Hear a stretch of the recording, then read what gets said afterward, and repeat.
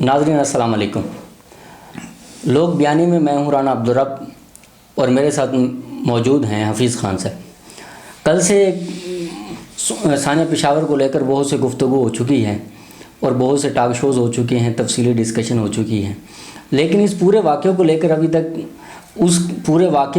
تک کوئی ڈسکشن نہیں ہو چکی. اور اس کا پس منظر کیا ہے, یہ ہم حفیظ خان صاحب سے جاننے کی کوشش کریں گے کہ اس کا پس منظر کیا ہے اور یہ کیا وجہ ہوئی کہ وزیر اعظم کو سپریم کورٹ میں بلانا پڑا.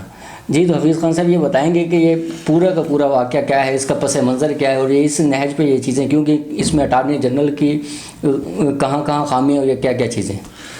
رانا صاحب آپ دیکھیں کہ سپریم کورٹ پاکستان کی سب سے بڑی عدالت ہے اور سپریم کورٹ میں جب کبھی ملک کے چیف ایگزیکٹو کو بلایا جاتا ہے تو معاملہ خاصا سنجیدہ ہوتا ہے. اور دوسرا ہمیں ذہن میں بھی یہ بھی رکھنا چاہیے کہ عدالت عظمیٰ کا جو وقت ہے اس میں یہ نہیں ہوتا کہ ہم اس پہ پیشیاں لیتے رہیں اور لیم ایکسکیوزز کرتے رہیں, یا جو بات نہیں بنی یا جو بات نہیں بنانا چاہتے, بات نہیں کرنا چاہتے, ہم اس کو طول دیتے رہیں. کل صبح جب یہ کیس جو سو موٹو نوٹس لیا تھا ثاقب نثار صاحب نے اپنے جب وہ چیف جسٹس آف پاکستان تھے, تو اس پر جب یہ کیس ٹیک اپ ہوا اور جو آنریبل چیف جسٹس ہیں پاکستان کے, انہوں نے اس پہ بات کرنا چاہی, پوچھنا چاہا جو وہاں سرکار کے نمائندے تھے, لیکن وہاں پر صرف آئیں بائیں شائیں کے علاوہ کچھ نہیں تھا. اور وہ جو بنیادی سوال ریلیٹڈ تھے ان کے بارے میں اپڈیٹ کیا ہے, ایون جو سرکار کی طرف سے تھے وہ بھی اس بات سے بھی بے خبر تھے. تو لہٰذا اس موقع پر سپریم کورٹ مجبور ہو گئی کہ وہ ملک کے چیف ایگزیکٹو کو جو وزیر اعظم ہیں انہیں اپنے ہاں بلائے اور ان سے پوچھیں. اچھا, اس میں یہ دیکھیں کہ 9 جولائی 2020 کو تو رپورٹ پیش ہو چکی ہے جی, جبکہ وزیر اعظم صاحب نے کل کہا کہ بھی ہم دوبارہ جو 4 ہفتوں کا وقت دے رہے ہیں ہم دوبارہ رپورٹ. اس پہ فواد چودھری نے بھی اپنا بیان دیا کہ ہم 4 ہفتوں کے بعد رپورٹ پیش کریں گے. اس میں جو ذمہ داران کے خلاف کارروائی کا ایشو ہے وہ تو کہیں بھی ڈسکشن نہیں ہو رہا حکومت کی طرف سے. ہمارے یہاں آپ نے دیکھا ہوگا رانا صاحب کہ بہت زیادہ کمیشن بنتے ہیں, بہت زیادہ ٹریبیونلز بنتے ہیں.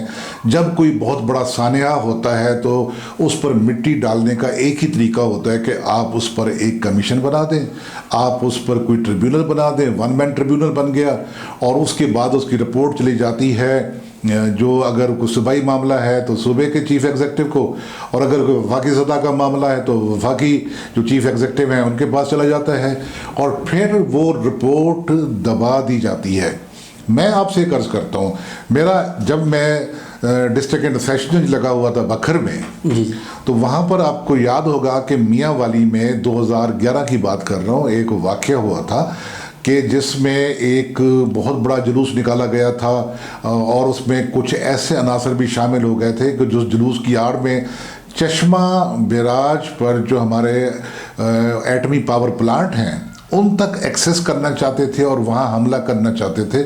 اور وہ ایک بہت بڑا طوفان کھڑا ہوا جس میں اس وقت کے ڈی پی او اور ڈی سی او کو باندھ کر چارپائیوں سے ان پر تشدد کیا گیا تھا. تو اس پر پہلے 2 ڈسٹرکٹ اینڈ سیشن ججز کو لگایا گیا, 1 مین ٹریبیونل پنجاب گورنمنٹ کے حکم پر جو یہ تھا ٹریبیونل بنا تھا بذریعہ ہائی کورٹ. تو الٹیمیٹلی میرا نام دیا گیا اور میں نے اس واقعے کو دیکھا. میں نے وہاں جا کر سینکڑوں لوگوں کے بیانات قلم بند کیے اور بڑی عرقریزی سے ایک رپورٹ مرتب کر کے اور اپنی ریکمنڈیشن کے ساتھ میں نے پنجاب گورنمنٹ کو بھجوائی. اس وقت شہباز شریف چیف منسٹر تھے, لیکن وہ رپورٹ آج تک سامنے نہیں آئی, ویسی کی ویسی پڑی ہوئی ہے. 10 سال گزر چکے ہیں اور وہ جو میں نے ریکمنڈیشن دی تھی کہ اس قسم کے واقعات سے کیسے بچا جا سکتا ہے وہ کبھی سامنے نہیں آئی. تو یہاں پر بھی وہی معاملہ ہے. آپ دیکھیے کہ یہ رپورٹ آپ فرما رہے ہیں کہ پچھلے سال پیش کر دی گئی تو اس کو مٹی ڈال دی گئی, دبا دیا گیا اور یہ کہہ دیا گیا کہ سپریم کورٹ اپنے معاملات سے جب اس کو فرصت ملے گی. اب سپریم کورٹ کے پاس اتنا رش ہوتا ہے کیسوں کا, تو اس کے بعد باری باری تمام کیس نکلتے ہیں, اور جب وہ کیس نکلے تو پھر بھی سرکار کی طرف سے اس پر ٹال مٹول سے کام لیا جائے اور اس کو مؤخر کرنے کی بات کی جائے تو پھر تو وزیر اعظم کا کورٹ میں بلانا بنتا ہے. بالکل درست ہو گیا. اچھا اس میں ایک نا سوال اٹھایا گیا جی اعلیٰ عدلیہ کی طرف سے, وہ یہ کہ جو ٹی ٹی پی کے ساتھ حکومت مذاکرات کرنے جا رہی ہے, اگر ہم ماضی میں دیکھیں تو نیک محمد سے لے کر منگل باغ تک 6 معاہدے ہوئے اور 2014 میں ہمیں بالآخر ٹی ٹی پی کے خلاف سوات میں کارروائی کرنی پڑی. تو اس کو آپ کیسے دیکھتے ہیں جو مذاکرات ہونے جا رہے ہیں ٹی ٹی پی کو, اور 1 ماہ کی جو ہے وہ فائر بندی بھی ہو چکی ہے؟ میں نے یہ بات کل بھی اپنے ایک ویلاگ میں کی تھی. اس میں یہ تھا کہ ٹی ٹی پی جسے تحریک طالبان پاکستان کہا جاتا ہے وہ ایک دھڑا نہیں ہے, نہ وہ کوئی مملکت ہے, نہ وہ کوئی ایسا آپ کہہ لیں کہ کوئی لیگل باڈی ہے. وہ ایک نام ہے جس میں بہت سارے جسے کہیں کہ پریشر گروپ بنے ہوئے ہیں, ہر کوئی سردار بنا ہوا ہے, جس کے پاس 150 200 لشکری ہیں, اس نے اپنا گروپ بنا کر اس نے نام تحریک طالبان پاکستان رکھا ہوا ہے. ایک گروپ آگے بڑھتا ہے, وہ صلح کی بات کرتا ہے ٹیکٹفلی, اور پھر جو دوسرا گروپ ہوتا ہے وہ ایسی کارروائی کر گزرتا ہے کہ وہ گفتگو بھی دھری کی دھری رہ جاتی ہے, اور الٹیمیٹلی اس میں جو حکومت پاکستان ہے وہ خسارے میں رہتی ہے. ایک طرف تو جھانسا ہوتا ہے کہ ہماری ڈائلاگ ہو رہا ہے, ہمارا ٹی ٹی پی سے مذاکرات ہو گئے ہیں اور ٹی ٹی پی اب کوئی کارروائی نہیں کرے گی, لیکن جو ایک دھڑا اٹھتا ہے وہ کر دیتا ہے, اور جس دھڑے سے مذاکرات ہوتے ہیں وہ کہتے ہیں کہ دوسرا دھڑے کو وہ ڈسون کر دیتے ہیں, وہ کہتے ہیں یہ دھڑا ہم سے تعلق نہیں رکھتا, وہ انہی کا ہوتا ہے. اچھا یہ جو کل جو سوال اٹھایا گیا, اب کئی لوگ یہ کہہ رہے ہیں کہ اس سے جو معاہدہ ہوا ہے ٹی ٹی پی اور حکومت کے درمیان وہ سبوتاز ہو چکا ہے, اور اس کے خلاف کارروائیاں ٹی ٹی پی نے باقاعدہ کہہ دیا ہے کہ یہ جو معاہدہ ہوا ہے اس کی یہ خلاف ورزی ہے. تو اس کو آپ کیسے دیکھتے ہیں؟ رانا صاحب پہلے میں اس پہ بڑی معذرت کے ساتھ عرض کرنا چاہوں گا. معاہدہ یا مذاکرات ہوتے ہیں جیسے کہ میں نے پہلے عرض کیا کسی ایشو پر ہوتے ہیں, کسی مملکت سے, کسی ملک سے, کسی لیگل باڈی سے ہوتے ہیں. اب ٹی ٹی پی کا جو ایک پریشر گروپ ہے جنہوں نے کارروائیاں کی ادھر ملک میں, اور یہاں پر آپ نے دیکھا کہ کس قدر دہشت گردی ہوئی, اور پھر ہمارے آرمڈ فورسز کے جو جوان تھے, جو آفیسر تھے, ان کو کس بے دردی سے ان کو مارا گیا چن چن کر. اور پھر اے پی ایس جو آرمڈ پبلک سکول تھا پشاور کا, جو آخری اس میں وہ معاملہ ہوا, اور کتنے بچوں کو, معصوم بچوں کو, اور ان کے اساتذہ سمیت ان کو وہاں قتل کیا گیا. تو میں یہ جاننا چاہتا ہوں آپ سے بھی کہ آپ مجھے بتائیے کہ یہ مذاکرات ہیں کیا, یہ معاہدہ کیا ہوتا ہے؟ کیا ان کو کوئی لیسنس دیا جاتا ہے کہ بھی آپ 10 لوگ نہیں مارو گے, آپ صرف 2 مارو گے, یا آپ 6 نہیں مارو گے 5 مارو گے, اور آپ کہاں کہاں مارو گے اور کہاں کہاں نہیں مارو گے؟ مجھے ایک وہ یاد آ رہی ہے بات جو ہمارے پنجاب کے چیف منسٹر ہوا کرتے تھے شہباز شریف صاحب, ایک دفعہ انہوں نے بھی کہا تھا کہ طالبان تو ہمارے اپنے ہیں, میں ان سے گزارش کرتا ہوں کہ پنجاب میں کوئی کارروائی نہ کرے. تو پنجاب میں اگر کارروائی نہیں ہوتی تو باقی صوبوں میں بے شک کرتے رہے. تو یہ میں بھی جاننا چاہتا ہوں آخر کار یہ ایجنڈا کیا ہے, وہ کون سے معاملات ہیں, وہ کون سے ایشوز ہیں کہ جس پہ گفتگو آ کے بڑھتی ہے. ان کا تو ایک ہی مقصد ہے کہ ان کو پاکستان کے معاملات میں پاکستان کے آئین کے خلاف, پاکستان کے قوانین کے خلاف ان کو من موجی کا موقع ملے, اور وہ اپنی من مانیاں یہاں کرتے پھریں. تو کیا اسی قسم کے مذاکرات ہو رہے ہیں؟ اور میں جاننا چاہتا ہوں وہ شاید ہیں کیا سر. اس میں نا جو حکومت کا موقف ہے وہ واضح ہے کہ وہ قانون کی کو تسلیم کریں گے, اور جو پاکستان کے قوانین ہیں ان کا وہ احترام کر کے پھر وہ پاکستانی شہری کے طور پہ وہ زندگی کو گزاریں گے. تو ان کا موقف کیا ہے یہاں پر؟ اگر پاکستانی حکومت کا یہ موقف ہے تو پھر طالبان کا کیا موقف ہے؟ مذاکرات تو وہاں ہوتے ہیں جہاں ایک فریق ہاں کرتا ہے, ایک نہ کرتا ہے. ایک کہتے ہیں جی آپ یہ مان لو, وہ کہتے ہیں ہم یہ نہیں مانتے, ہم یہ مانتے ہیں. تو اس سارے جھمیلے میں بات کیا ہے؟ اصل اس میں ہے نا ایک ایشو تو آپ یہ بھی دیکھیں نا کہ اس ایشو کو ٹی ٹی پی کو لے کے یا باقی مذاکرات کو لے کے حکومت جو مین ایشوز ہیں ان سے تو توجہ ہٹانے کی کوشش کر چکی ہے. یہ بات الگ سے ہے, بڑی لمبی بحث ہو جائے گی. میں ایک ضمن ایک سوال اسی جو پی ایس کے حوالے سے کرنا چاہ رہا ہوں کہ کل کورٹ میں عمران خان صاحب نے ایک بات کہی کہ جو لواحقین ہیں ان کو ہم نے معاوضہ بھی دے دیا ہے اور باقی ساری چیزیں ہو چکی ہیں, تو وہ صبر کے علاوہ اور کیا کر سکتے ہیں؟ ہم انہیں صبر کا کہہ سکتے ہیں. تو آپ اس پورے بیان کو کیا دیکھ سکتے ہیں؟ جو ریٹ حکومت کی ریٹ ہے یا باقی ساری چیزیں وہ کہاں ہیں؟ یہ میں خل معاملات کو بہت کیجول لینے کا طریقہ تھا. اگر ایک یہی فلسفہ قائم ہو جائے اور لاگو کر دیا جائے تو ہمارے یہاں پہ تعزیرات پاکستان جو PPC ہے اس میں جتنے بھی جرائم ہیں ان کی سزائیں لکھی ہوئی ہیں. پھر تو ہر کسی کو یہی مشورہ دیا جا سکتا ہے کہ بھئی آپ نے یہ کام کر دیا, آپ نے کسی کو مار دیا, تو آپ نے کسی کی چوری کر دی, ڈاکہ ڈال دیا, کسی کی عزت لوٹ لی, تو یہ آپ پکڑیں, یہ آپ کا معاوضہ ہے اور بس اللہ آپ کو صبر دے گا. یہ بات نہیں ہوتی. ہمارے اسلام میں بھی ایک نظام تعزیرات ہے, اس میں قصاص بھی ہے, تعزیر بھی ہے, پورا ایک نظام دیا گیا ہے.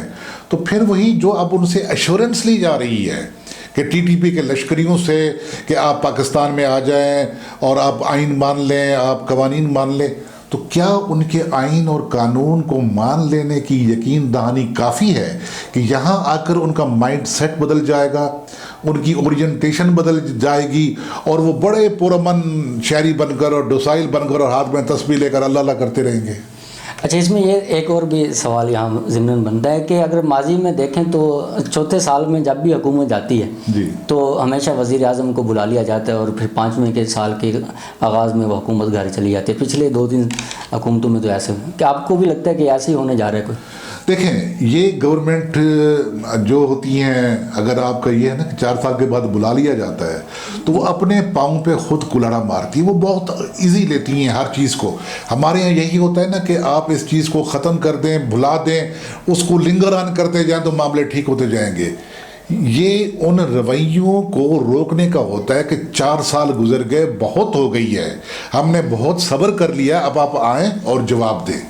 اچھا حفیظ خان صاحب, میرا ایک سوال ہے کہ کورٹ میں معزز عدالت میں ایک بات کہی گئی کہ نیشنل ایکشن پلان پہ ابھی تک مکمل عمل درآمد نہیں ہوا اور حکومت کے پاس ایسا کون سا لایا عمل ہے کہ وہ مستقبل میں اس نیشنل ایکشن پلان کو لے کر وہ آگے ساری چیزیں کریں گے. آپ کیسے دیکھتے ہیں کہ ان کے پاس ایسا کون سا اللہ دین کا چراغ ہے حکومت کے پاس کہ وہ نیشنل ایکشن پلان کو لے کر آگے چلیں اور اس پاکستان میں دہشت گردی کا خاتمہ ہے؟ رانا صاحب, حکومتوں کے پاس اللہ دین کے چراغ نہیں ہوتے. اچھا. حکومتوں کے پاس اپنا ایک نظام ہوتا ہے ایگزیکیوشنز کرانے کا, امپلیمنٹیشن کرانے کا. ان کی بے تحاشا یہ جو ہے نا ایک ہیرارکی ہے ایڈمنسٹریشن کی, وہ اوپر سے لے کر نیچے تک, چیف سیکرٹری سے لے کر پٹواری تک, اور پورے جو ڈفرینٹ ڈپارٹمنٹس ہیں, منسٹریز ہیں, یہی اللہ دین کا چراغ ہوتی ہیں, ان کے ذریعے کام کیا جاتا ہے. جب حالت یہ ہو, میں جب پڑھتا ہوں اور سنتا ہوں کہ SHO کسی علاقے کا جس کی ذمہ داری ہے کہ اس کے علاقے میں کوئی جرم ہو تو اس کی وہ رپورٹ درج کر کے فوراً تفتیش شروع کر دے, تو ہوتا کیا ہے, اخبار میں خبر آتی ہے کہ وزیر اعظم کے حکم پر SHO نے پرچہ درج کر لیا. پرچے درج نہیں ہوتے اور ان کو جا کر کورٹس کے دروازے کھٹکھٹانے پڑتے, جی ہمارا FIR کا آرڈر کیا جائے. اور رپٹ یا FIR درج کرانا ہر شہری کا بنیادی حق ہے.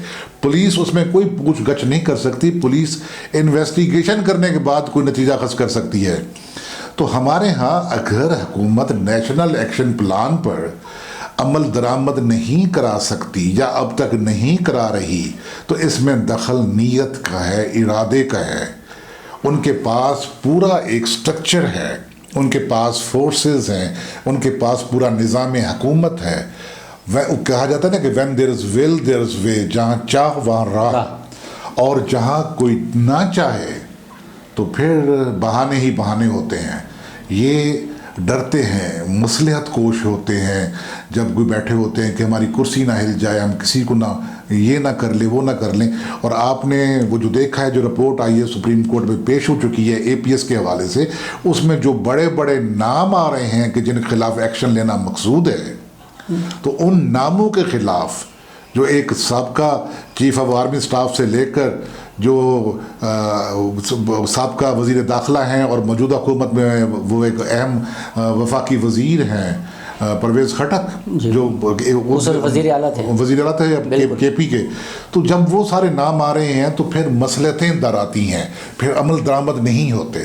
تو پھر اس طرح قانون کی جو بالادستی کی جو عمران خان صاحب بات کرتے ہیں وہ کہاں؟ رانا صاحب, کہاں کا قانون اور کہاں قانون کی بالادستی. قانون آپ نے دیکھا کہ مختلف قانون ہیں, غریب کے لیے اور ہوتا ہے, امیر کے لیے اور ہوتا ہے, درمیانے طبقے کے لیے اور ہوتا ہے. وہ کہتے ہیں نا کہ وہ قانون کو تو موم کی ناک بنا دیا جاتا ہے کہ جدھر کوئی موڑنا چاہے یا موڑ لے. ایک ہوتی ہے فزکس میں اسکیپ ویلوسٹی, کہ ہماری زمین کے گرد جو آربٹ ہے، جو کشش ثقل کا ہے، گریویٹیشنل پل کا، تو جب کوئی راکٹ مدار میں بھیجا جاتا ہے نا، تو اس کے پاس پہنچ کر وہ اتنی ویلاسٹی یا سپیڈ اٹین کرتا ہے کہ مدار کو توڑ کر باہر نکل جاتا ہے۔ جب وہ توڑ کے باہر نکلتا ہے تو پھر اس پر زمین کی گریویٹیشنل پل اثر نہیں کرتی۔ اسی طرح کرپشن کا بھی ایک آربٹ ہے جو اتنا طاقتور ہے کہ اس کو آربٹ کو توڑ کر باہر نکل جاتا ہے خلا میں، پھر اس پر ہمارے زمینی قوانین اس پہ اثر انداز نہیں ہوتے۔ زمینی قوانین زمین پہ رہنے والے کیڑے مکوڑے لوگوں کے لیے ہیں۔ چلیں شکریہ بس اب یہ دیکھتے ہیں کہ اگلے آنے والے ہفتوں میں حکومت کیا کرتی ہے۔ لوگ بیانے کے ساتھ اتنا ہی کافی ہے۔ میں حفیظ خان صاحب کا شکریہ ادا کروں گا کہ انہوں نے وقت دیا۔ اگلے ویلاگ کے لیے آپ انتظار کیجیے گا، انشاءاللہ ملتے ہیں اگلے ویلاگ میں۔